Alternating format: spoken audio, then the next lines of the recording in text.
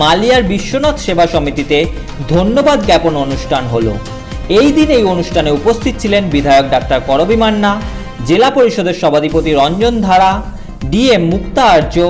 SDO, মিউনিসিপ্যালিটির chairman, গ্রাম পঞ্চায়েত ও পঞ্চায়েত সমিতির জনপ্রতিনিধিরা।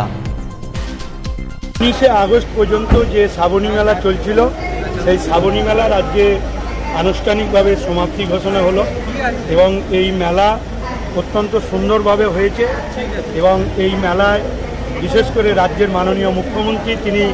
অতিরিক্ত এই মেলায় গুরুত্ব দিয়েছিলেন, যার ফলে সমস্ত বিভাগীয় ডিপার্টমেন্ট যাদের যাদের যে দায়িত্ব ছিল সেই দায়িত্ব পালন করেছে এবং বিশেষ করে আমাদের মূল লক্ষ্য ছিল নিরাপত্তা, যাত্রী স্বাচ্ছন্দ্য, সেগুলো যেরকম আমরা পুলিশ করতে পেরেছে এবং স্বচ্ছতা পরিচ্ছন্নতা সেটাও আমরা করতে পেরেছি পঞ্চায়েত পৌরসভার উদ্যোগে এবং বিশেষ করে এবারে পিএইচই ডিপার্টমেন্টের পর্যাপ্ত টয়লেট, পানীয় জল, পরিবহন দপ্তর থেকে বাসের ব্যবস্থা করা, গঙ্গা আরতির ব্যবস্থা করা, একদম সবচেয়ে বড় কথা যে এবারে এই মেলাকে কেন্দ্র করে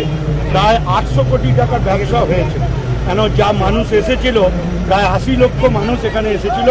এক মাসে, সেখানে সকলে যদি 1000 টাকা করে খরচ করে তাহলে